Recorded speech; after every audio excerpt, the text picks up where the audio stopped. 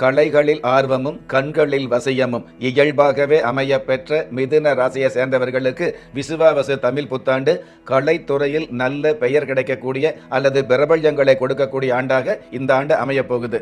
நிறைய பேருக்கு பார்த்தீங்கன்னா தன்னுடைய வாழ்க்கையில் லட்சங்களை சம்பாதிக்கணுங்கிற எண்ணத்துக்கு மேலே லட்சியங்களை நிறைவேற்றணும், லட்சியமாக வாழணுங்கிற எண்ணம் மிதுன ராசிக்கு அதிகமாக வந்துட்டு இருக்கும். அந்த மாதிரி உள்ள உங்களுக்கு உங்களுடைய லட்சியங்களும் நிறைவேறும். அதே மாதிரி லட்சம் அப்படிங்கிறத விட கோடி கோடியாக சம்பாதிக்கக்கூடிய பாக்கியங்களும் இந்த தமிழ் புத்தாண்டில் அமைய போகுது.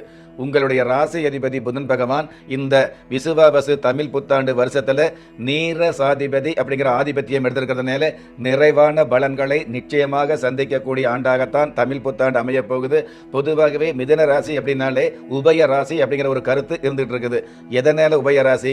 அதாவது உங்களுக்கு அப்படிங்கிறத விட மற்றவர்களுக்காக உதவி செய்யக்கூடிய எண்ணம் அதிகமாக இருந்துட்டு இருக்கும்.